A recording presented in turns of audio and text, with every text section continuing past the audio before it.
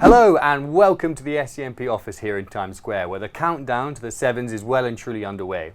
Today we're going to be talking to some legends of the game, Brian O'Driscoll, Brian Habana and George Gregan.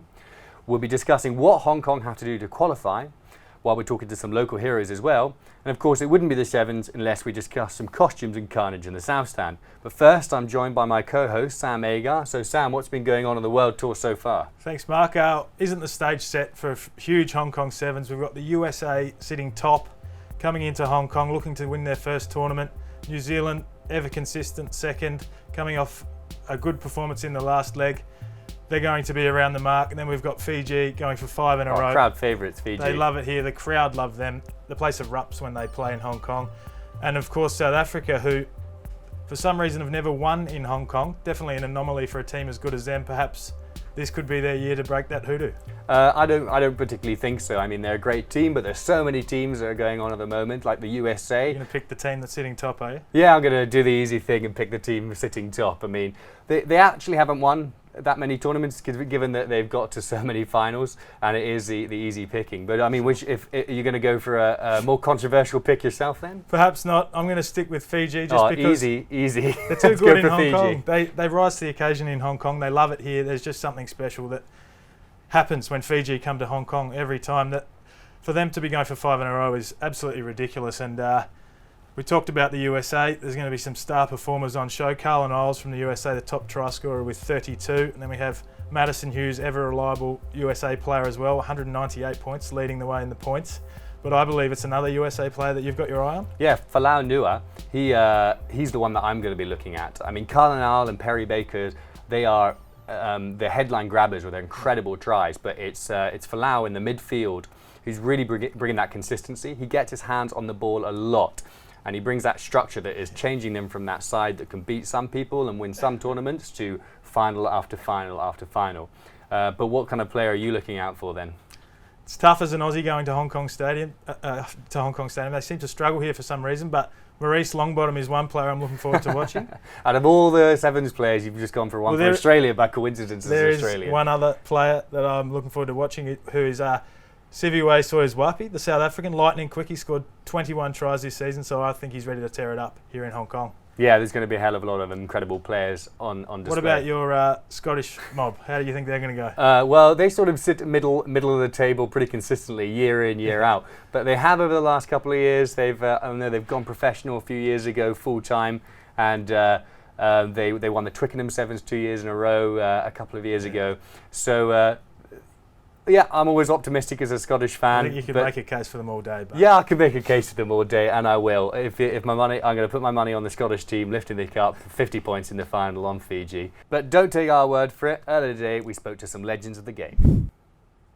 Here we are in an empty Hong Kong stadium. In a matter of hours, it was packed with screaming fans. It's a bit of the quiet before the storm. But Brian, this is your first trip to Hong Kong. What have you been warned about? I've been told about the Dragon. Watch out for the Dragon.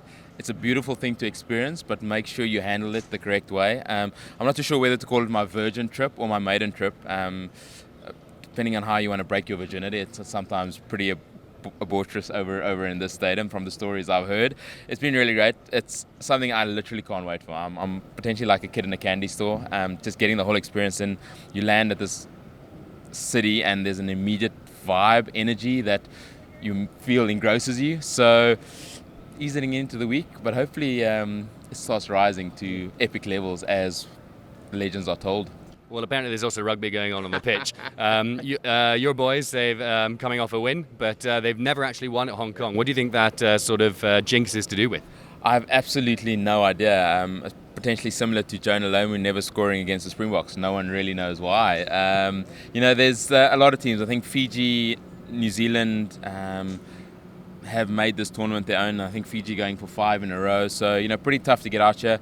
From a South African perspective, we exposed a lot of new guys to the game of sevens at Hong Kong. We've got a couple of injuries this time around as well. So no one actually knows why, but hoping. I'm going to go for a USA win because when I said that in Vancouver a couple of weeks ago, the Blitzboks went on to win the tournament. So, we'll see how that goes. Great.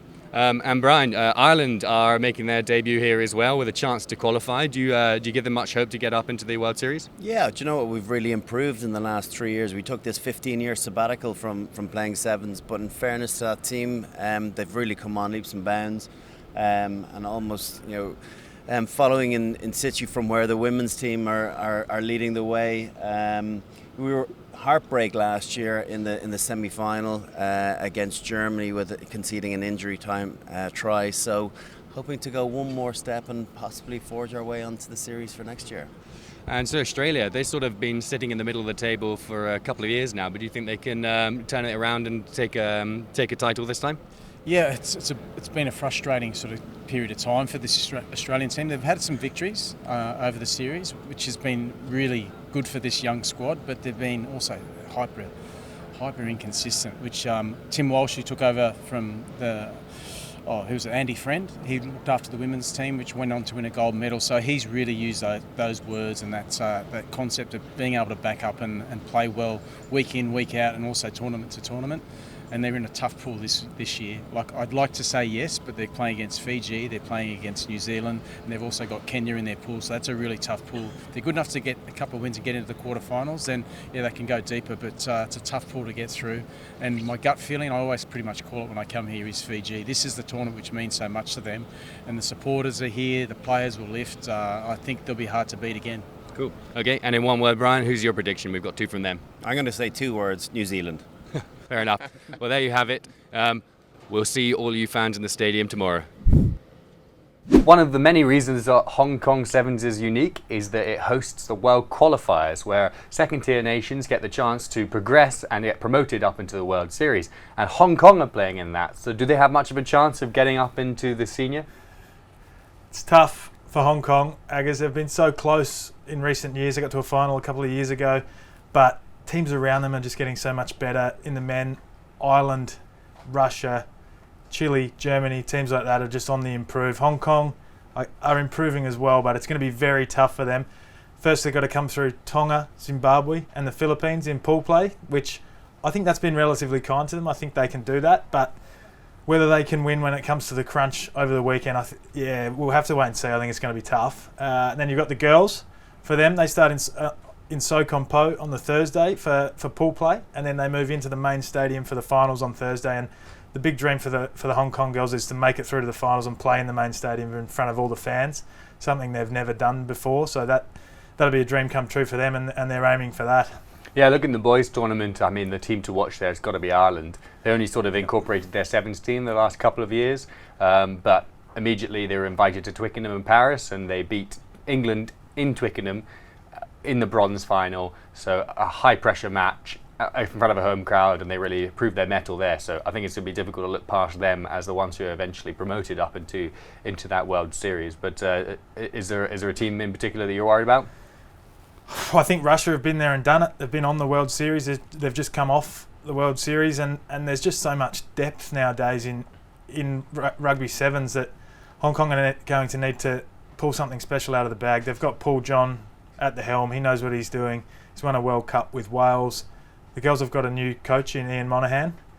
So, look, could be exciting things ahead. We'll have to wait and see. Yeah, well, certainly one thing that's on Hong Kong's side is they've got the home crowd, and it's absolutely awesome when they run out. Every person in that stadium is behind them cheering, and it must be an incredible experience. And we spoke earlier today to a couple of local heroes who are going to be experiencing just what it's like to be the home team.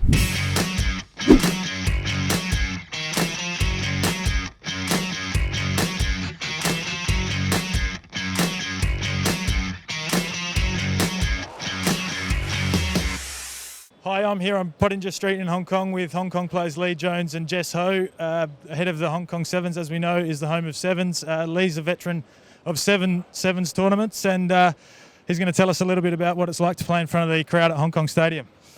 What it's like, it's pretty crazy. Every time you touch the ball, the crowd goes crazy. Even if you just make a small break or make a little tackle, the energy is just humming. And you never seem to get tired with all that energy. It's a blast. It's a once in a lifetime for sure. And Jess, you're hoping to play in your first Hong Kong Sevens, and for the girls, the main aim is to make the finals and play in the main stadium on the Friday. Be a dream come true? Oh, absolutely. I mean, it's the tournament I've always wanted to play. Just growing up in Hong Kong, seeing the Hong Kong Sevens every year, and also supporting the girls every year, way before I ever played. And yeah, it's the dream tournament. And Lee, it seems like the teams in the qualifying competition are getting better every year. Your Russias and the Islands and that sort of thing. Is Hong Kong improving at a rate enough where you think you can potentially win the tournament this year? Yeah, I mean we can. If we get everything right, we can win. But there's at least 9 other teams who are probably, if they get everything right, they can win as well. So the competition's pretty strong. But like I say, if we do what we can do well, then yeah, we can win for sure. And Jess, teams like Kenya and Papua New Guinea in the qualifier for you guys, how do you expect that to pan out? Oh, look, every team that's there is going to be a good team, and they're really going to pose a serious competition to us. Kind of like Lee said, if we get what we do well right, we can definitely go to day 2 for sure. And Lee, everyone raves about the Hong Kong Sevens and that full experience that it is. What do you think it is that makes Hong Kong so great? It's the people, man. It's everybody gets in. The town shuts down for a week, and it just becomes a party. It's the atmosphere. So yeah, it's just, and it becomes well known for that. So everyone comes ready to rock and roll. It's what it's all about. And just new coach for the girls team, Ian Monaghan. How's he settled in? Oh, he settled in really quickly, really well. And yeah, it's so good to have a new coach who poses new challenges, and I really think we're taking some big steps forward as a team. Fantastic. And Lee, it's been a while since you attended the Sevens as a fan, but if you were to go again, what do you think you'd wear as a costume if you were up in the South Stand? The one time I did go as a fan, I went as Hulk Hogan. So I'd probably do some sort of spin-off of a wrestler, professional wrestler or something like that. That was a good time, so yeah. What about you, Jess? I probably wear less tight things than Lee does, so I'd go with something a bit loose. Last year I went as a tourist, anything that's a bit cool. It's too hot in those stands to sit there for hours. And Lee, you're a veteran of this, but obviously every year's a new tournament. Do you still get nervous? Yeah, for sure. I'd be worried if I didn't. When you run out of that tunnel, the heart's racing, but you learn to enjoy the nerves. And what would it mean for Hong Kong to make the World Series? Mate, it would be huge. It would be absolutely huge, and a career highlight for me for sure. Thank you very much for joining us here, guys. All the best for the tournament, and go Hong Kong.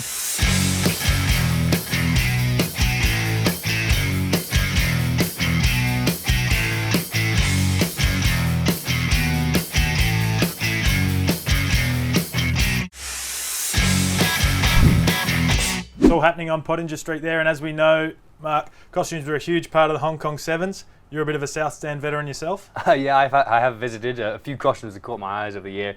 A couple of years ago, there was the Game of Thrones nun. I only bring it up now. It's a week ahead of the final series, and she's famous for ringing her bell and shouting shame, which coincidentally, if you spend a weekend in the South Stand, the overriding feeling you have on a Monday is utter shame. But also, there was one man a few years ago, about 10 years ago now, my first Sevens. He got onto the field, he ran around, not unheard of, but then he managed to get up on the crossbar, and the South Stand went mental. He spent a bit too long there in the end, and he lost the crowd. People were throwing stuff. One man threw an apple. I don't know who brings fresh fruit to the South Stand, but I don't know where that legend is now, possibly in jail, but it was all worth it. Absolutely excellent. How about you? Any costumes caught your eyes over the years? Well, we love a streaker in Hong Kong. There was certainly one last year that didn't leave much to the imagination, but I remember a couple of years ago there was a man in a chicken suit that managed to get his hands on a match ball and score a try. That's always stuck with me, so hopefully we see a little bit more of that this year. Definitely will make Hong Kong unique. Absolutely, and we've got it all to look forward to over the weekend. Look forward to seeing you in the stadium. Thanks for being with us. Go Hong Kong.